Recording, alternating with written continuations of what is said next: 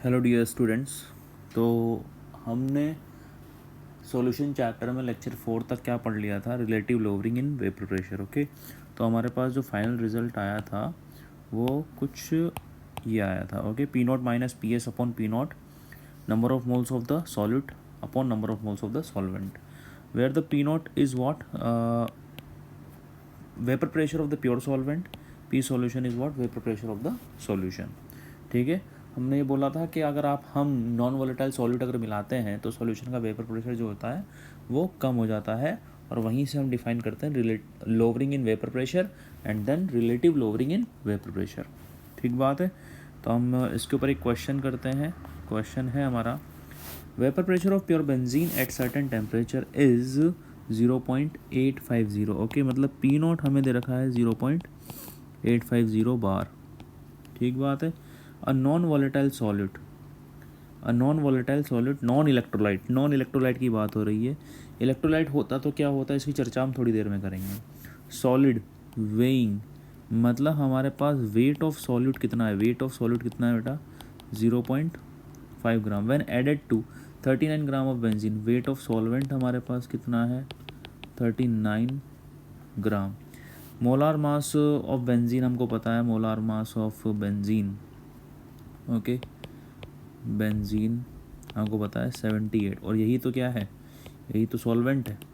ठीक है, तो हम ये भी बोल सकते हैं कि या तो इसको तो सॉल्वेंट रहने देते, इसको सॉल्वेंट बोल देते हैं। मैं चाह रहा था कि वेट ऑफ बेंजीन लिख देता वहाँ पर, okay, but let it be. तो जब आपने सॉलिड मिला दिया कितना, 0.5 ग्राम, तो वेपर प्रेशर कितना हो गया सॉल्यूशन का, 0.845 बार। तो मतलब पी एस हमारे पास कितना हो गया, 0.845 बार।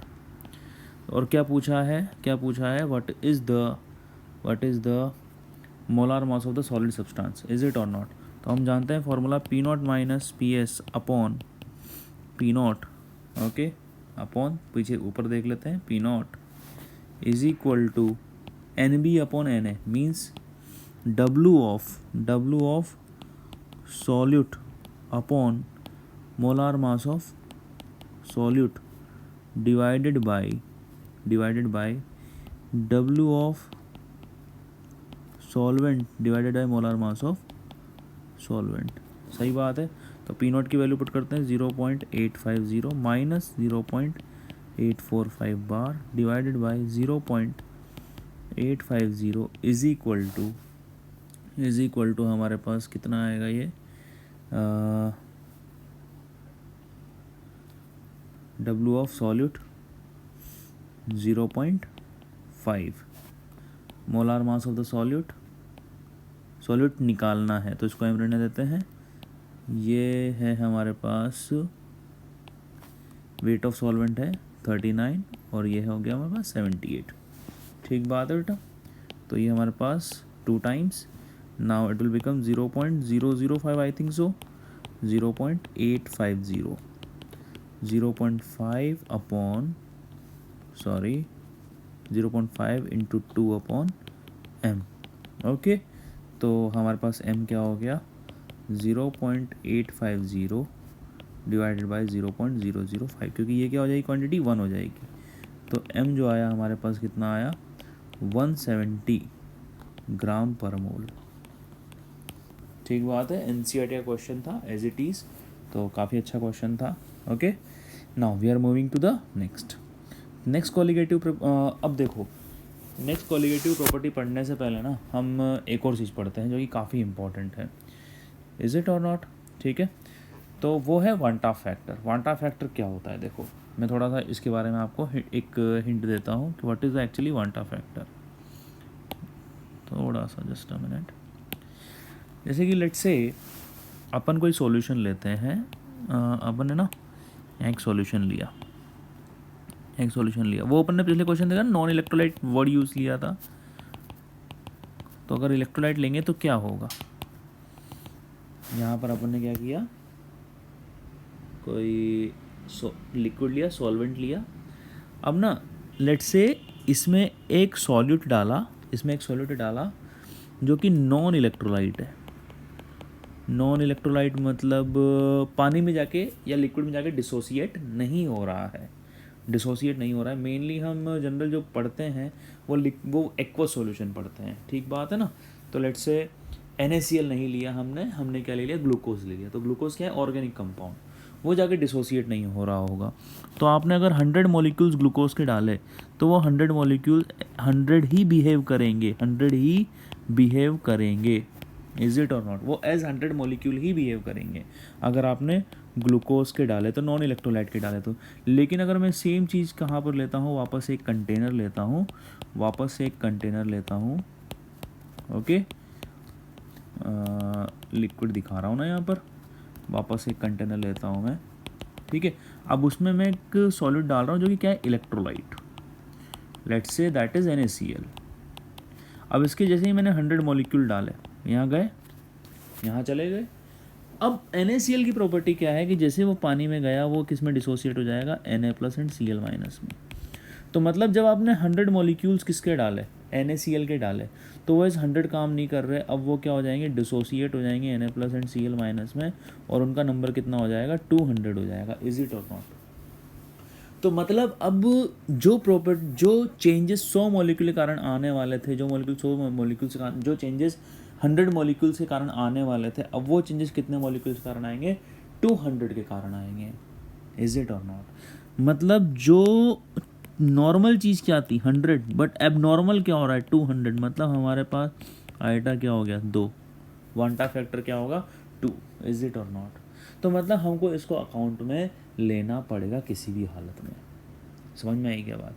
तो जो हमारा फार्मूला है, मेनली जो हमारा फार्मूला जो हमने डराइव किया था यहाँ पर, मैं बता दूँ आपको, मेन जो हमने फार्मूला डराइव किया था, P0 - PS upon this one, P0 copy कर लेता हूँ मैं इसको यहाँ पर, P0 - PS upon P0 is equal to NB upon NB plus Na, ठीक बात है कि नहीं है। तो NB जो था हमारे पास क्या था, number of moles of solute, ठीक है। Na क्या था हमारे पास, number of moles of solvent और या फिर लिक्विड, ठीक बात है। तो सॉल्वेंट के मोल से तो कुछ फ़र्क पड़ नहीं रहा, वो डिसोसिएट हो या ना हो उसका अमाउंट तो सेम है। लेकिन यहाँ number of moles of solid के नेचर से फ़र्क पड़ रहा है। अगर इलेक्ट्रोलाइट हुआ तो कोई बात नहीं है, नॉन इलेक्ट्रोलाइट हुआ तो कोई बात नहीं है, लेकिन अगर इलेक्ट्रोलाइट हुआ तो कितने आयन में डिसोसिएट हो रहा है, कितना % डिसोसिएट हो रहा है, वहाँ पर अगर आपने 100 मॉलिक्यूल्स डाले तो वो as what, how many molecule they will behave, 150 molecule, 200 molecule. So all that factor you have to taken into account, is it or not. Means this is not now NB, this is what iota NB, is it or not. या फिर iota NB कैसे लिखा, मैं आपको यहाँ से समझा सकता हूँ इसको थोड़ा सा, जैसे कि दिस इज़ व्हाट एबनॉर्मल ही तो लिखना है आपको, P0 - PS upon P0 is equal to NB upon Na, ये था, ठीक है। तो हमको फ़र्क किससे पड़ रहा है, NB से फ़र्क पड़ रहा है हमको फ़र्क किससे पड़ रहा है, NB से फ़र्क पड़ रहा है। तो let's say iota is equal to what, abnormal, जो कि अब होने वाला है डिसोसिएशन के बाद, divided by normal, is it और नॉट, ठीक है। तो नॉर्मल कितना जो आपने डाला वो कितना है, NB, तो एबनॉर्मल कितना हो गया, आइटा इंटू NB। मतलब आप NB पुट नहीं कर सकते, अब आपको क्या पुट करना पड़ेगा, iota NB upon Na plus iota NB, सही बात है कि नहीं है। तो आपने यहाँ पर जो है वांटा फैक्टर अकाउंट में लिया है, सही बात है। इसको हम आगे डिस्कस करेंगे कि वांटा फैक्टर कैलकुलेट कैसे करते हैं। सबसे पहले मैं इसको थोड़ा सा और सिंप्लीफाई करके आपको समझाता हूँ। मैं इसका रेसिप्रोकल लेता हूँ, इज इट, तो P0 upon P0 - PS is equal to Na plus iota NB upon iota NB। ना इसको मैं ओपन कर रहा हूँ, P0 upon P0 - PS is equal to Na upon iota NB plus 1, ठीक है।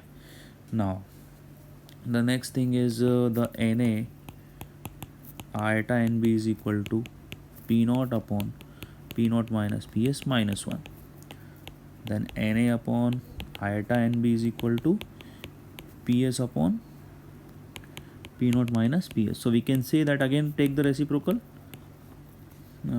PS is equal to iota NB upon Na. ठीक बात है. तो NB के लिए पर्टिकुलरली बेटा NB के लिए ये आयटा यहाँ पर भी हमारे पास अकाउंट में आ चुका है. समझ में आई क्या बात? इज इट और नॉट? ठीक बात है. तो ये काफ़ी इम्पॉर्टेंट फैक्टर है जिसको हमको अकाउंट में लेना पड़ेगा. मतलब हम इसको छोड़ नहीं सकते, अदरवाइज़ हमारा पूरा कैलकुलेशन या पूरा जो ऑब्जर्वेशंस हैं वो सब क्या हो जाएंगे, गलत हो जाएंगे. आपको ऑब्जर्वेशंस कुछ अलग मिलेंगे और थ्योरेटिकल वैल्यूज़ कुछ अलग मिलेंगी. ठीक बात है कि नहीं है? Now calculation of iota, how to calculate the iota, this is the question, important question. How to calculate van't factor. तो दोनों के लिए डिसाइड करते हैं, एसोसिएशन के लिए भी, डिसोसिएशन के लिए भी.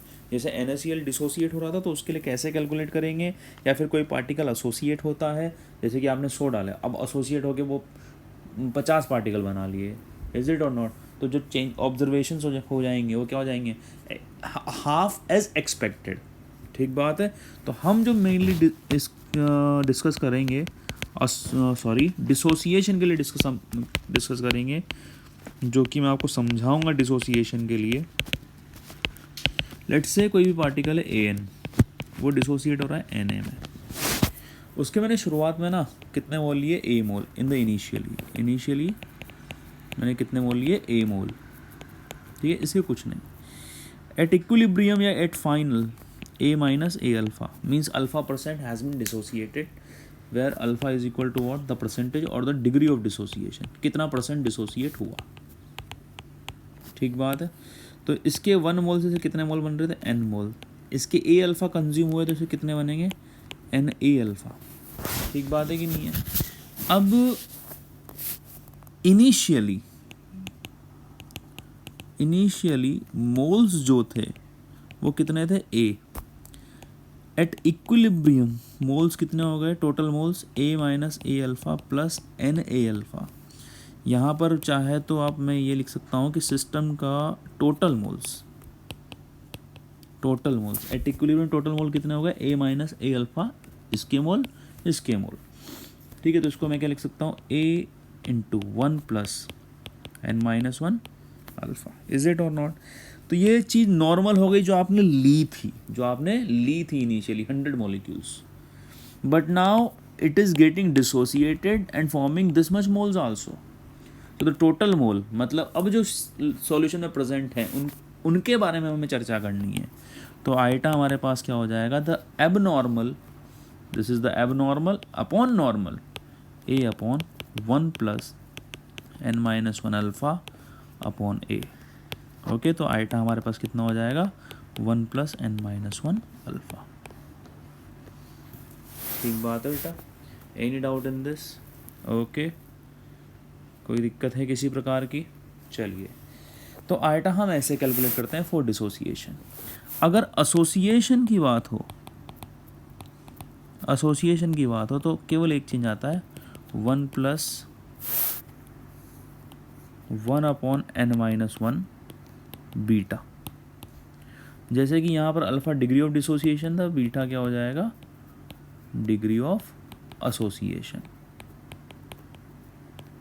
ओके, डिसोसिएशन के लिए आइटा ऑलवेज ग्रेटर देन 1 और एसोसिएशन के लिए आइटा ऑलवेज लेस देन 1, क्योंकि यहाँ पार्टिकल ज़्यादा हो रहे हैं और यहाँ पार्टिकल कम होंगे, इसलिए. ये बात समझ में आई क्या? कोई दिक्कत है इस चीज़ में? ठीक बात है. तो हमने क्या क्या कवर कर लिया यहाँ तक, relative lowering in vapour pressure, फिर उसके बाद हमने वांटा फैक्टर भी कवर किया है. ओके, अब हम आते हैं एलिवेशन इन बॉइलिंग पॉइंट पर आते हैं हम. ठीक बात है बेटा? Elevation boiling point nothing but just related to the relative lowering in vapour pressure. थोड़ा सा सुनिए. पहली बात तो बॉइलिंग पॉइंट क्या होता है, what is the boiling point? Boiling point हमारे पास वो चीज़ है, the temperature at which liquid starts to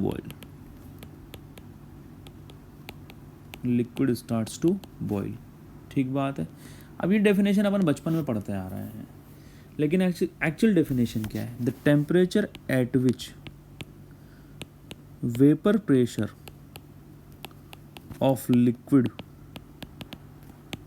becomes equal to atmospheric pressure. अब हमारा जो सराउंडिंग का एटमॉस्फेरिक प्रेशर है वो कितना है? 1 atm।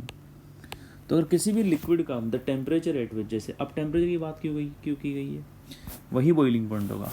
मतलब हम जानते हैं कि what is the evaporation, the tendency of water, the tendency of liquid to go in vapour phase at any temperature. कपड़े सूखते हैं ना, तो कपड़े कैसे सूखते हैं? इवेपोरेशन का ही तो एप्लीकेशन है कपड़े सूखने का, कि मतलब हर टेम्परेचर पर जो है वाटर जो है गैसेस फेज में जा सकता है। सही बात है कि नहीं है? ओके, तो अब वहाँ पर देखिए वेपर तो बनती है, लेकिन इतनी नहीं बन रही कि वो इस 1 atm के बराबर हो जाए या फिर 760 mmHg के बराबर हो जाए। ये बात समझ में आ रही है क्या? वेपर तो बनती है लेकिन इतनी नहीं बनती कि इतना कुछ हो जाए। समझ में आ रही है बात? कोई दिक्कत है इस चीज़ में?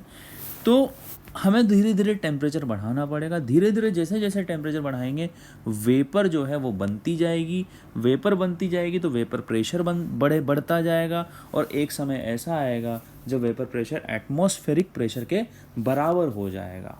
ठीक बात है। और उस पॉइंट को वहाँ पर फर्स्ट बबल फॉर्म होगा और उसको हम क्या बोलेंगे? Boiling point of the liquid. ये बात समझ में आई क्या? कोई दिक्कत है इस चीज़ में किसी भी प्रकार की? Okay, now we are moving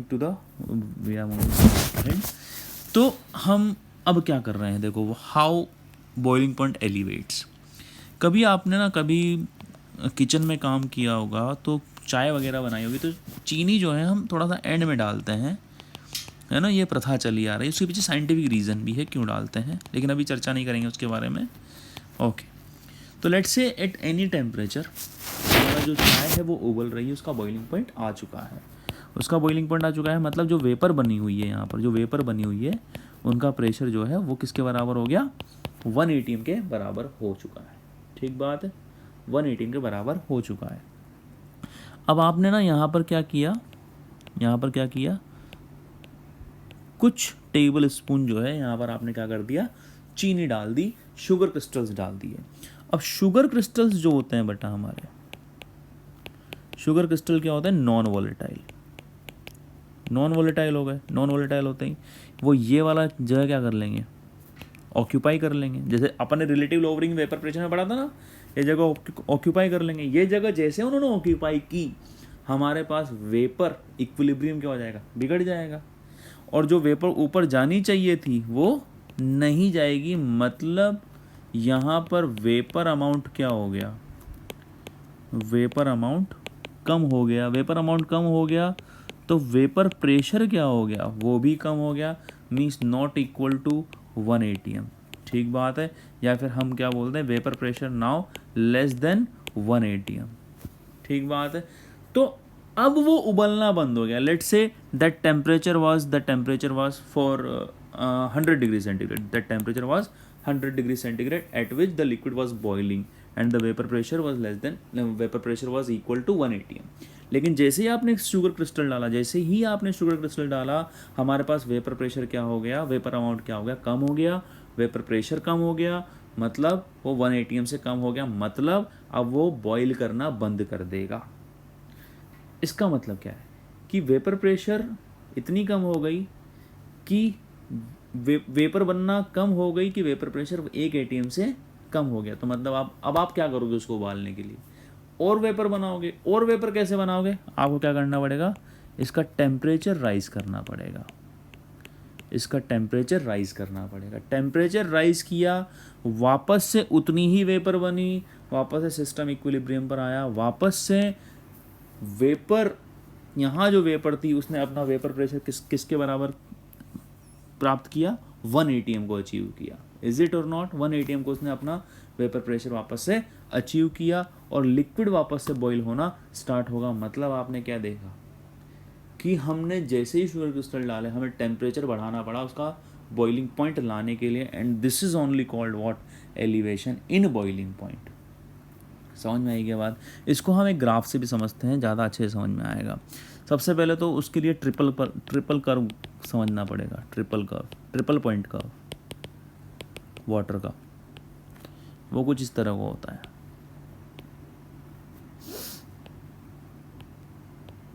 okay, this is solid, this is liquid, sorry,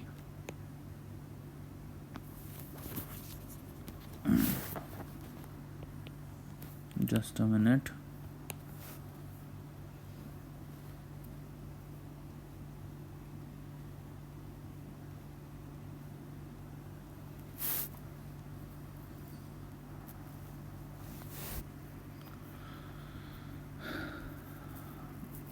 This is vapor, this is liquid and this is solid। ठीक बात है। तो हम बॉईल कर रहे हैं, तो बॉईल में क्या होता है, हमारा जो सिस्टम होता है वो कहाँ से कहाँ जाता है, वो जाता है लिक्विड से सॉलिड।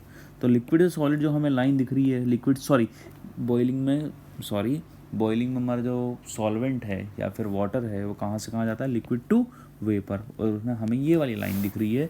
तो हम इस लाइन को लेते हैं। ओके, हम इस लाइन को लेते हैं यहाँ पर। This is vapour pressure, this is temperature, vapour pressure and temperature. तो हम लेते हैं ये वाली लाइन यहाँ पर। ओके, नाउ यहाँ पर जो है वो बॉईल होना स्टार्ट हो जाएगा। So this, let's say this vapour pressure 1 atm, और इस टेम्परेचर को अपन ने क्या बोल दिया, TB not. Okay, original temperature, original boiling point. अब क्या हुआ, आपने सॉल्यूट डाला जो, तो प्रेशर हमारे पास 1 atm था, वो डिक्रीज होके क्या हो गया, ये डिक्रीज होके जो प्रेशर हमारे पास 1 atm था वो डिक्रीज होके क्या हो गया, उससे कुछ कम हो गया। समझ में आई क्या बात? उससे कुछ कम हो गया।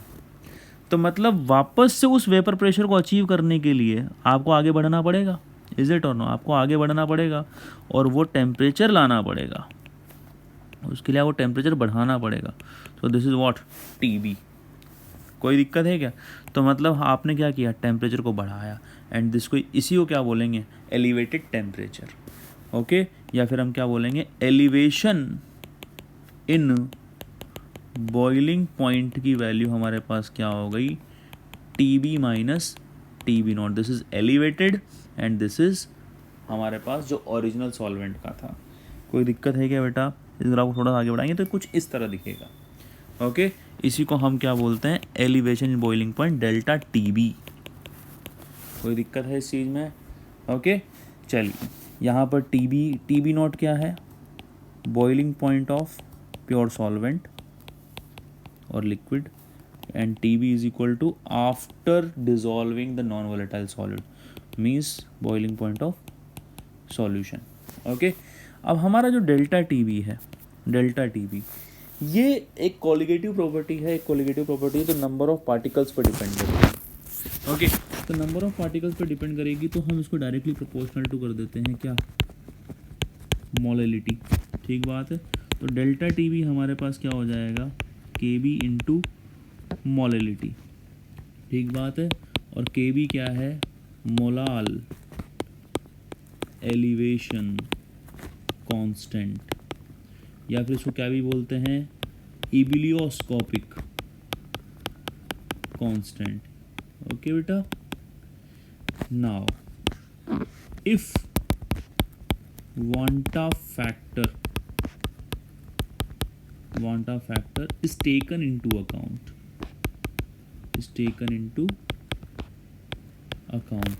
तो हमारे पास डेल्टा TB क्या हो जाएगा, eta into KB into M। ठीक बात है।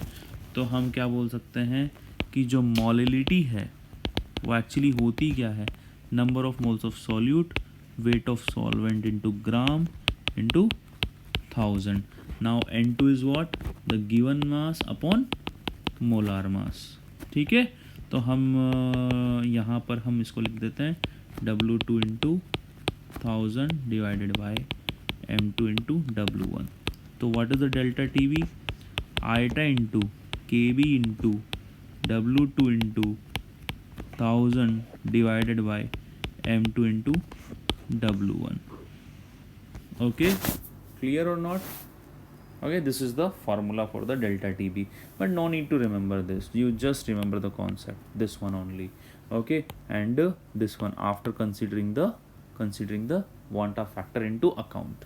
ठीक बात है। चलिए आगे बढ़ते हैं हम। एक क्वेश्चन दे रखा है NCERT में 18 ग्राम ऑफ ग्लूकोज।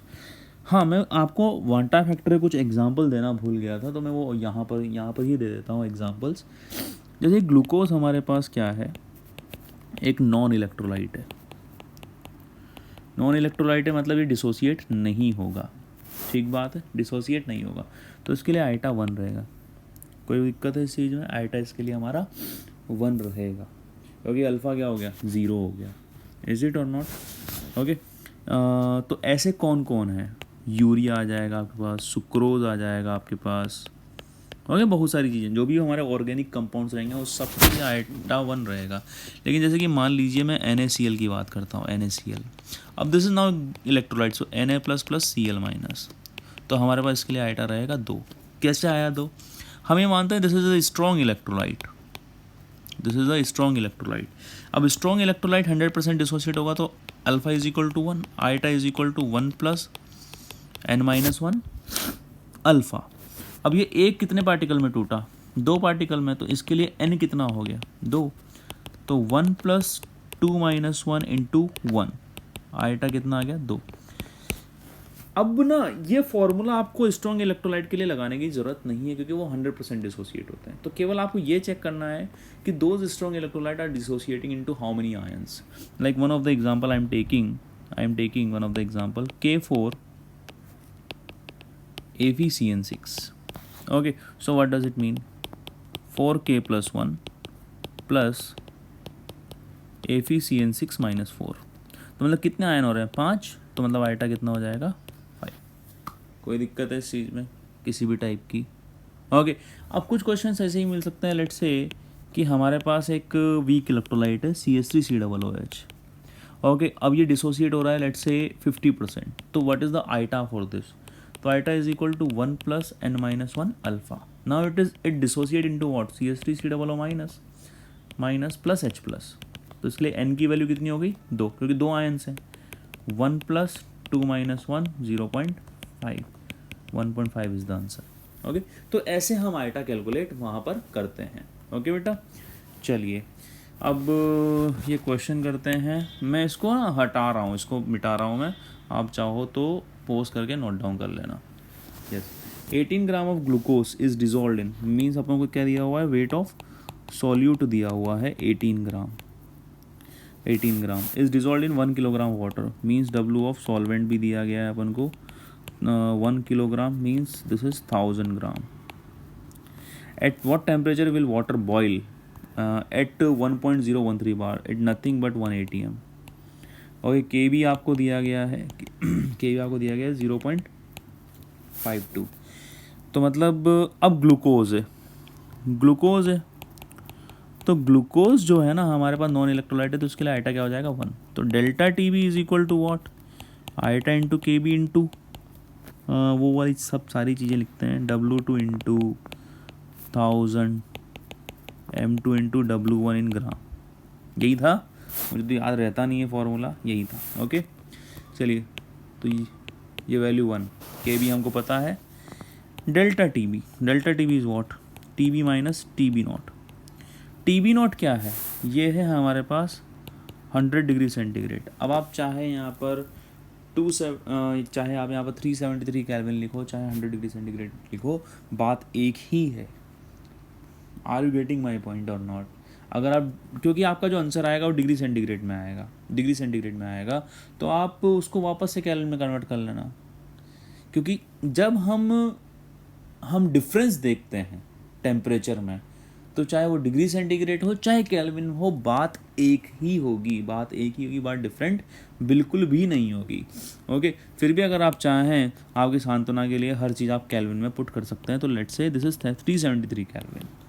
KB कितना है 0.52, W2 कितना है solute 18 into 1000 divided by M2 कितना है सॉल्यूट का मोलिकुलर वेट। ओके, तो C6H12O6 अपन निकालना, मुझे तो याद है 180, ठीक है, फिर भी अपन निकाल लेते हैं आपके लिए। ये 180 ही आएगा, आप देख लेना एक बार। 180 इंटू W1 कितना है अपने पास 1000। ओके, तो TB माइनस 373। ओके, तब मैं इसको कैलकुलेट आपको करके बताता हूँ। ये हमारे पास जो है, ये हमारे पास आएगा, ये वैल्यू आएगी हमारे पास एक्चुअली क्या निकालना है हमको, वॉट टेम्परेचर, ठीक बात है। ये वैल्यू हमारे पास कितनी आ रही है 0.052। ओके, ये तो कट ही रही है ना यार, ठीक है 0.052, ये तो पूरा कट जाएगा, सही बात है। तो TB जो है 373, ये 0.15 भी होता है अगर आप इसको, कि एक्चुअली 0.052 भी क्या है, बहुत छोटा है, तो 0.15 तो क्या है, उससे काफ़ी बड़ा नंबर है ना, तो अपन इसको भी अकाउंट में ले लेंगे। तो हमारा TB जो नया टेम्परेचर है वो क्या हो जाएगा, वो हो जाएगा हमारे पास 373.202 केल्विन, ठीक बात है। तो ये हुआ भाई बॉइलिंग पॉइंट। कोई दिक्कत है इस चीज़ में? अगर मान लो यहाँ पर हम ले लेते हैं 40 ग्राम NaOH, what ever 40 gram NaOH let's say, okay, तो बस कुछ भी नहीं फ़र्क पड़ेगा, यहाँ पर आयटा जो हो जाएगा ना वो क्या हो जाएगा 2 हो जाएगा, ठीक है, ये फ़र्क पड़ता है आयटा का। कोई दिक्कत है इस चीज़ में? ओके, तो अगले लेक्चर में जो है हम depression in freezing point and osmosis, ये दोनों चीज़ें पढ़ेंगे और चैप्टर को ख़त्म करेंगे। Okay, thank you to all, keep watching Chem Pipe and